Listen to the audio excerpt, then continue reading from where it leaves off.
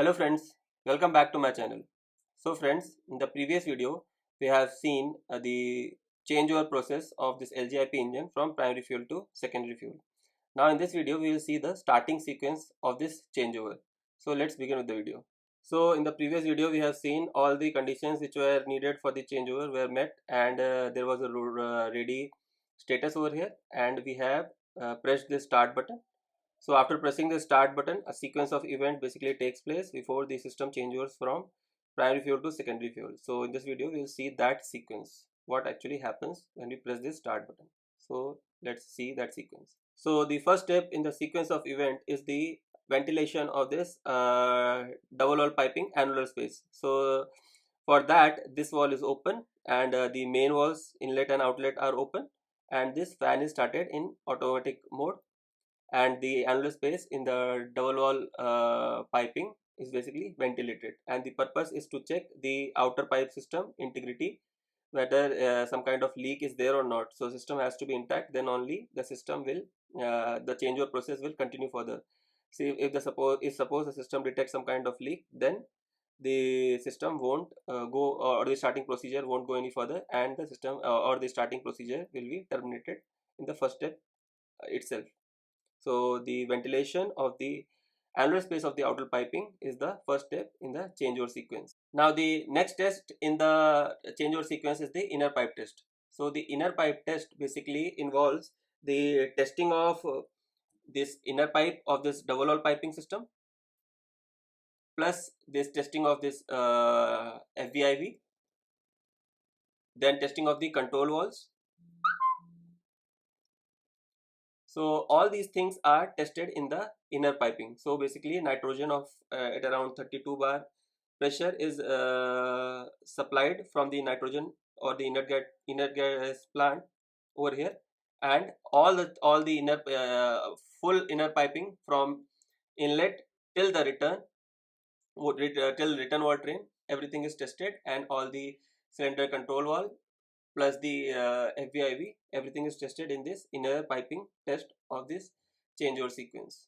Now the next step is the return wall test. So as you can see over here in this diagram, so from here till this wall is the return wall train. So basically this return wall train is pressure tested with the help of nitrogen, and the pressure is monitored, and if there is some loss in the pressure, means that the system is not intact, and the so basically the changeover sequence will terminate. So the return wall is tested as the third step in the sequence. Now the next step in the sequence is the outer pipe test. So outer pipe test is basically carried out by a 7 bar normal air. So this wall is there, sorry, this wall is there, that provides a 7 bar normal pressurized air for the pressure testing of the annular space of this double wall piping. So what basically takes place, this auto fan will stop, this wall and this wall will be shut, and this wall will be open, and the air at around 7 bar pressure is pressurized this annular space, and the 7 bar pressure in this space is basically monitored for some time, and if there is some loss in the pressure, then we can say that the system is not intact, or there is some leakage in the outer pipe. So we have to basically check and rectify that fault. Now the after test is carried out, basically after outer pipe test is carried out, then the outer pipe is basically depressurized. So that is the next step which is carried out, or the next step in the sequence. So now the outer pipe is, first step was the outer pipe was ventilated, then the inner pipe testing was carried out. So in the inner pipe, all the piping from the deck till the engine room, and from engine room to the deck, plus the cylinder wall control walls in the on each cylinder, and plus the FVIVs. FVIV basically in the FVIV basically the non-return wall is tested whether it is holding or not. So that thing is basically tested, and then the outer pipe is tested, and then outer pipe is depressurized. So till here all these steps have been carried out. Now the system will basically prepare for the secondary fuel supply. So a run request will be sent to the supply system by the engine control system. This step will basically check whether the supply system is running fine or not. So this is the next step. So after that, the supply fuel oil train test will be carried out. So for the supply fuel oil train, this test is carried out by the secondary fuel, that is the pressurized LPG of around 50 bar. So till this section, basically it's talking about this section. So this section is basically pressure tested with the secondary fuel, that is the LPG from the supply system. So that was the next step in the sequence. Now when all the pressure testing is basically done, then the auxiliaries will start, that is the sealing oil system will start, or sealing oil valve will open, and this will basically provide a sealing oil pressure of around 80 bars for the whole system. So this system is basically not in circulation, but the 80 bar pressure is maintained for the sealing oil. So now the fill engine sequence will start. So in that, basically this orifice is there. So this orifice basically slowly fills this FVIV of all the units plus the inner piping, basically from supply till the return, full inner piping, all the FVIV, everything will be filled, and this main valve will be opened in the fill engine sequence. Now after the engine is fully filled with LPG, then this valve, which is this pressure control valve, will basically be adjusted so that the recirculation set point is achieved. So that is basically called the prepare running fuel. So in the prepare running fuel, this valve will be set, or the percentage of this valve will be set accordingly. Now when the system fully passes all the tests which were needed for the start sequence, then the system will basically start changing over from primary fuel to secondary fuel. So that will be shown by this running status, and over here also you can see in the cylinder monitoring condition. So these two graphs will basically show you the whole changeover process, or will explain the whole changeover process. So as you can see, this blue line represents the RPM. So basically engine is running on a constant RPM. Now this is the point where the changeover basically takes place. So this is the starting point for the changeover. Now this red line represents the LPG, and this green line represents the primary fuel. So this LPG percentage will increase, or will start to increase, and the primary fuel percentage will start to decrease. So basically this increase and decrease of this primary fuel and secondary fuel will be carried out till this point. So what is this point? If you remember, so the LPG will be 90%, or the index for the secondary fuel will be 90%, and for the primary fuel index will be 5%. So this is the changeover process. So after this, the system will get stabilized, and it will run on secondary fuel mode.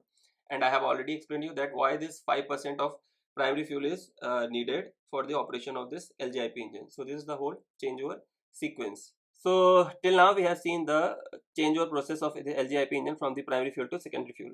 Now we will see the injection control, or the LPG injection control into the combustion chamber. So for that we have to see the whole sequence of injection. So this LV valve is basically connected to the safety system. So the safety system gives basically command for enabling this LV valve. So once this LV valve is open or basically enabled, then this valve is opened, and this valve basically provides around 270 bar pressure, or 250 to 70 bar pressure in the FVIV valve. So in the FVIV valve, the LPG, which is present at 50 bar, will get pressurized to around 600 bars, and it will be ready for the injection.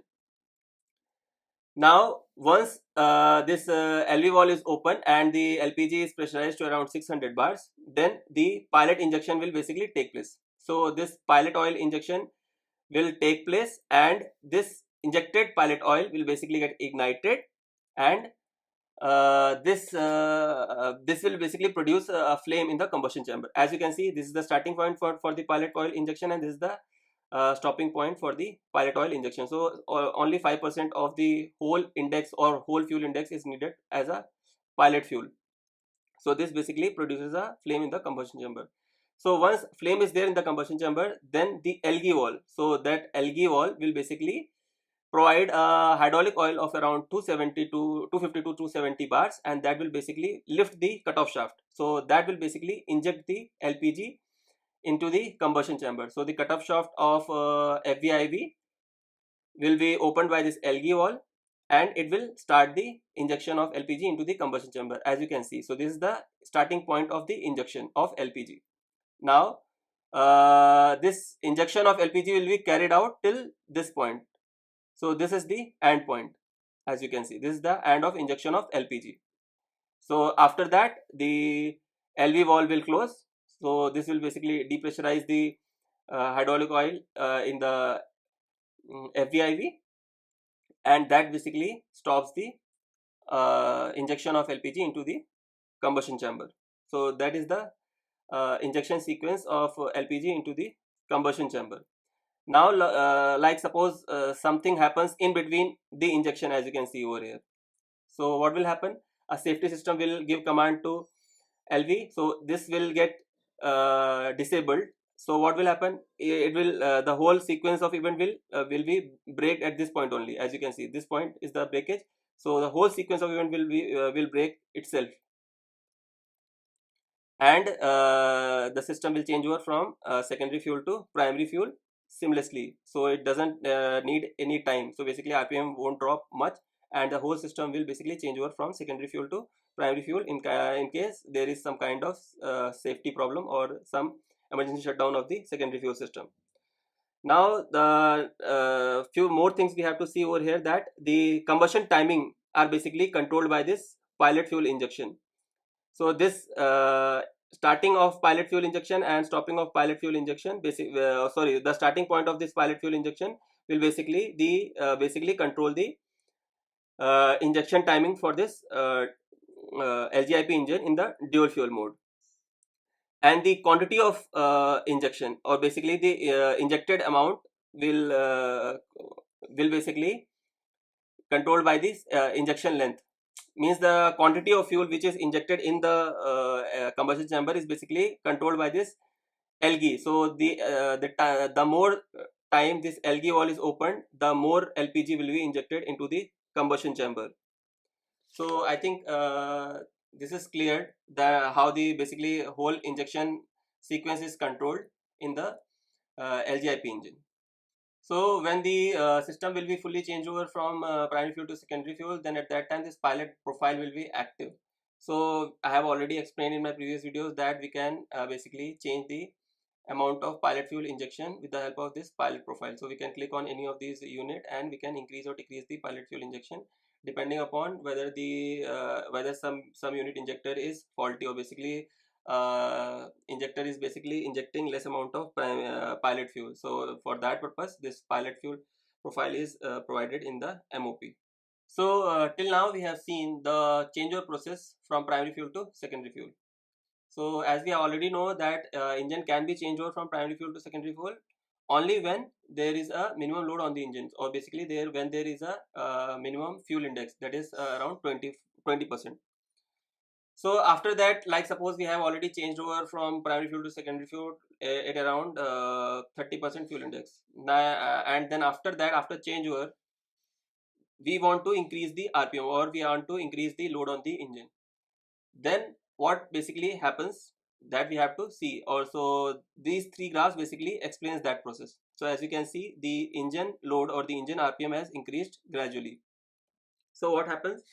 The gas pressure or gas set point, this is the set point for the increase of pressure. So basically this amount of gas pressure is needed to cope up with this RPM, but the system is system is able to increase the pressure, but it will take time. So this much amount of time is needed to cope up with this increasing RPM or increasing load on the engine. So what will happen? So till some time the LPG will increase, LPG amount will increase, and this will basically cope up with the RPM. Then what will happen after that? The basically the set point LPG pressure is not achieved over here. So what will happen? It will increase the primary fuel injection or the pilot fuel injection. So pilot fuel injection will keep on increasing till this point, and this is basically trying to cope up. This secondary fuel is basically trying to cope up, but it is not able to cope up because of this difference in the set point and the supplied pressure. So after this point, the LPG percentage is starts increasing, because this set point or the difference in the set point and the supplied pressure will start decreasing. So the LPG percentage of supplied fuel injection will increase, and again the pilot fuel injection will basically decrease till this point. As you can see over here, till this point this will happen, and the system will get stabilized at this RPM. So over here the RPM has stabilized. Similarly, the secondary fuel plus the primary fuel is again stabilized at 95% and 5% of the fuel index. So this is what happens when the basically increase the RPM of the LGIP engine when it is running on the dual fuel mode or on the LPG. So I think I have tried to cover the whole changeover sequence, and if you have any doubt, you can let me know, and I will try to find out the answer for your doubt. So till then, take care, have fun.